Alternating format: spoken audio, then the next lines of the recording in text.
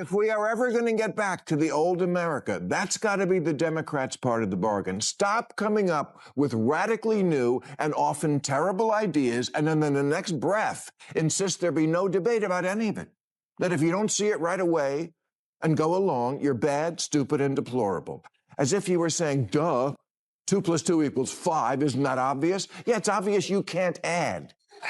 Looting is cool. Healthy at any weight? If the men's football team played the women's team, it would be a tie. The Democrats keep losing ground, and Bill Maher believes he knows why.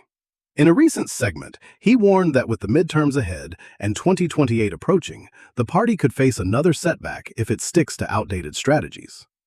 According to Maher, recycling the same talking points is no longer just ineffective, it's dangerous. If the Democratic National Committee doesn't change course, trouble lies ahead. I don't think most liberals are insane, but neither do they make it clear they disapprove of the ones who are, and their cowardice in not marginalizing their own crazies has been their downfall. I couldn't get Neil deGrasse Tyson, a genius scientist and preeminent scientific voice in the media, to agree that it was ridiculous for Scientific American and The Atlantic to be claiming that separating sports by sex doesn't make sense. Yes, it does. Actually, it makes perfect sense. And it's obvious that it does.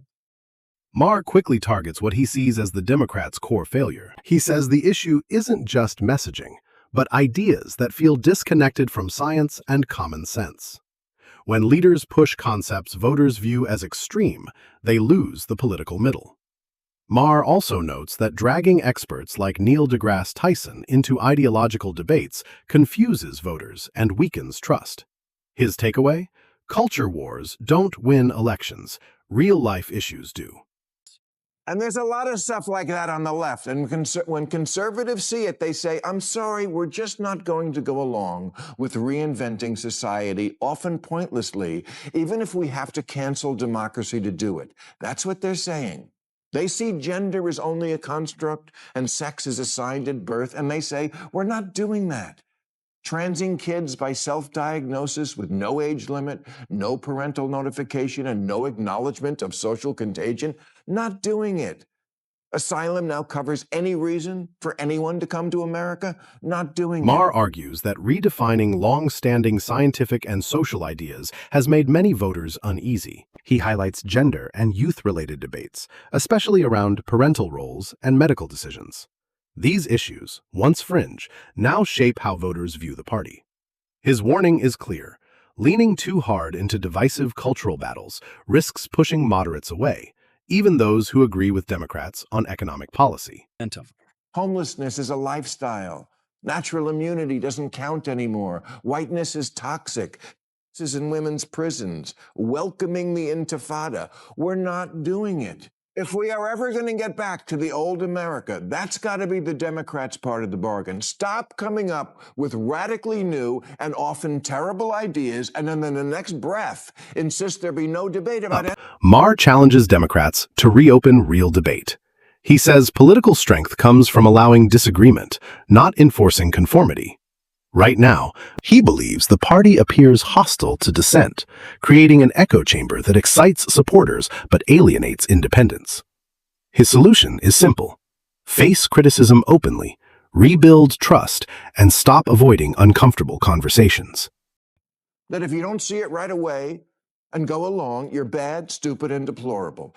As if you were saying, duh, 2 + 2 = 5. Isn't that obvious? Yeah, it's obvious you can't add. You can't just say math is racist, looting is cool, healthy at any weight. If the men's football team played the women's team, it would be a tie. Maher also warns that left-leaning rhetoric has grown so intense that disagreement is often treated as wrongdoing. When debate disappears, people fear speaking openly, and voters feel excluded. Maher stresses that lasting support comes from persuasion, not pressure.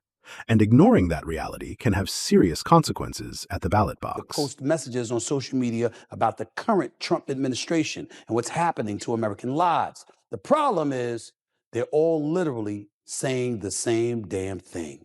Don't believe me? Check it out. I win, I will immediately bring prices down starting on day one. Shh, that ain't true. That's what you just heard. Since day one of Donald Trump's presidency, prices are not down, they're up. Inflation is getting worse. Better, the prices of grocery, gas.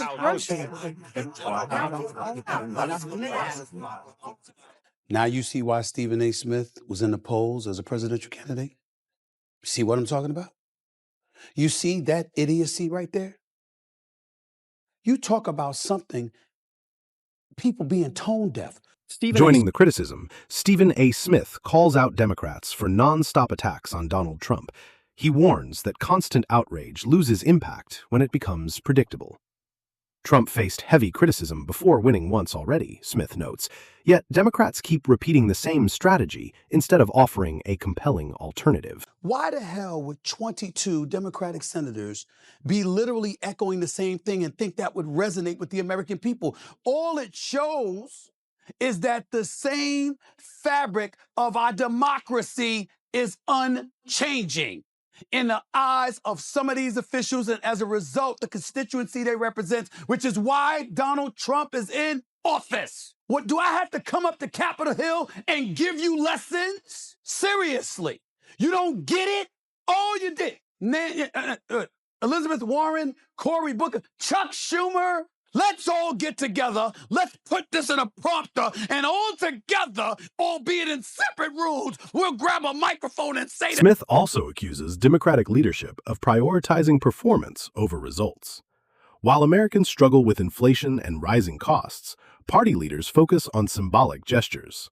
Voters, he argues, can see the difference between real leadership and political theater, and that gap is steadily eroding trust.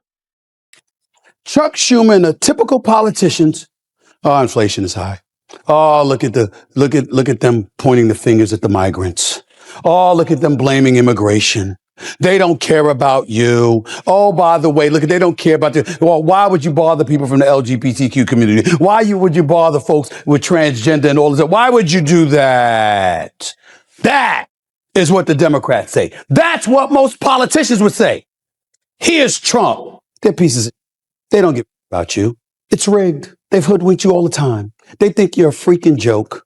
They give you the middle finger anytime they want to. Here's Trump. Them. They ain't worth. Comparing leadership styles, Smith says Trump's appeal lies in his bluntness and clarity. He speaks plainly and projects decisiveness, qualities many voters respect. By contrast, Democrats often sound overly scripted and cautious, which creates doubts about authenticity.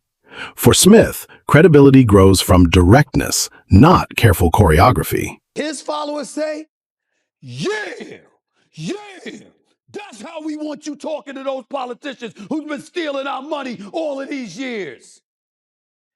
It's not what he says. It's how he says it.